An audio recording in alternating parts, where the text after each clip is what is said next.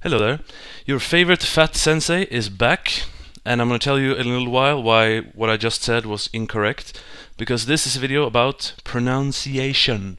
That's also why I'm wearing this headset, because my voice, it's pronunciation, and you need to be able to hear me better, and the camera's internal mic is kind of shit. Like all internal mics, to be fair. Anyway, pronunciation. Why do I want to talk about this? Well, because when I started learning Japanese, I couldn't really talk well.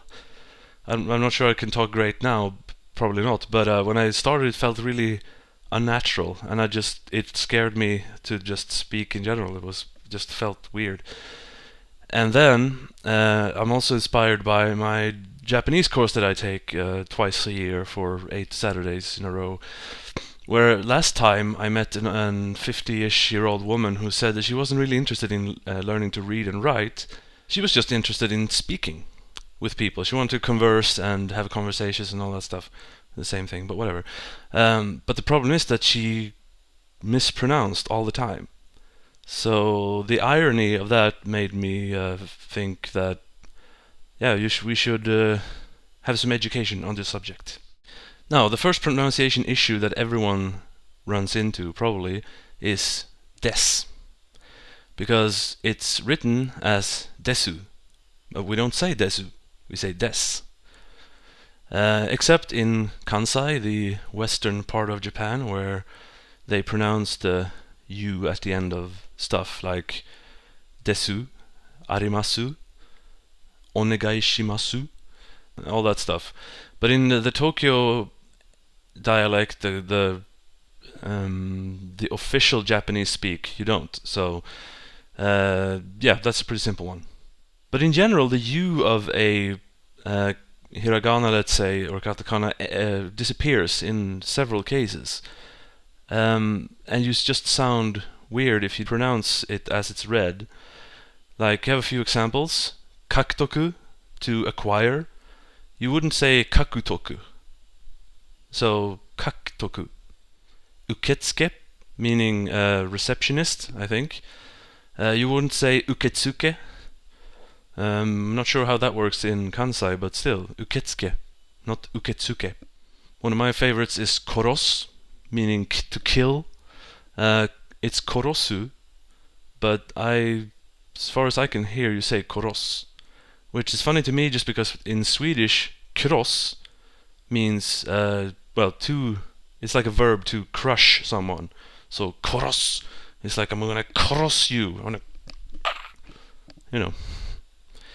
But the U doesn't always disappear, though. It's like we have the word utsukushi, meaning beautiful. So far I haven't heard them say utsukushi.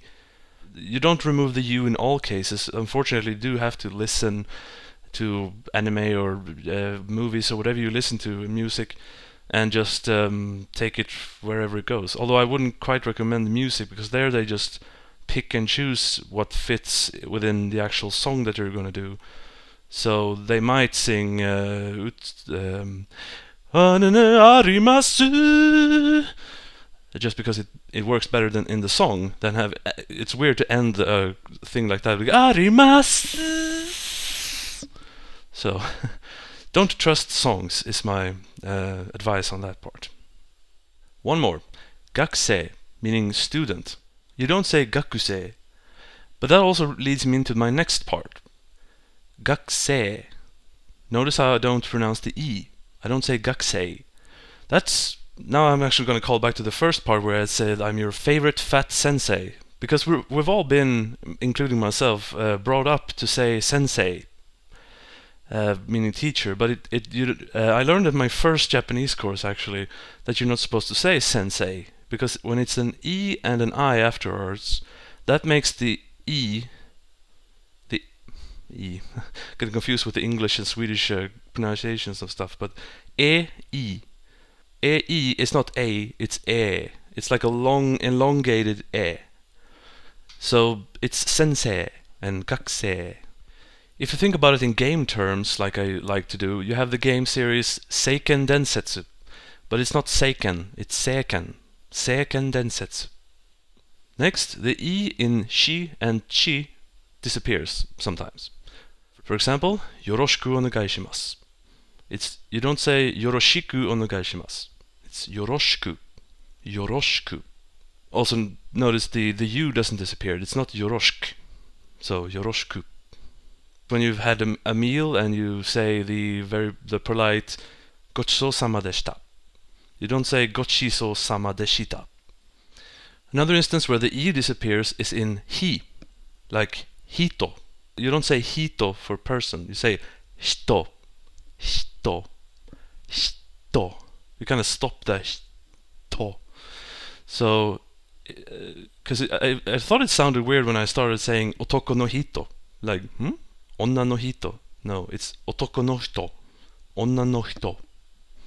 And now a little bit on the differences between shi, chi, and ji. One word that I ran into in my second Japanese course was chushajo, which means parking lot or parking house or something like that. I'll have it under here soon. There we go. Chushajo. We have all three versions of the ch thing in that word. You have chu, like choose. You have sha, like in shop or shower. And then you have jo, like jump or gel or something. Chushajo. And lastly, long vowels. That can be a bit confusing sometimes. When you hear a Japanese person talk normally, you don't always hear where a vowel is long or when it's short. Like you have a short word like koko, meaning here, and then you have koko, which means high school. But when they speak really naturally and stuff, they don't stop to like say really slowly like koko. They're like, what's your name, koko? Like, so I'm not sure exactly how to help you to see the differences in this, but anyway. A classic word that Japanese word that everyone knows, even if you're not Japanese, is sayonara, but it's actually sayonara,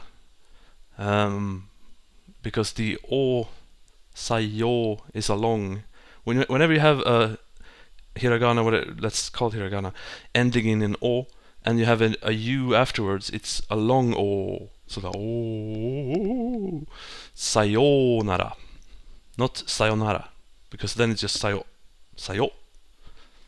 Anyway, that's the video. Arigatou gozaimasu.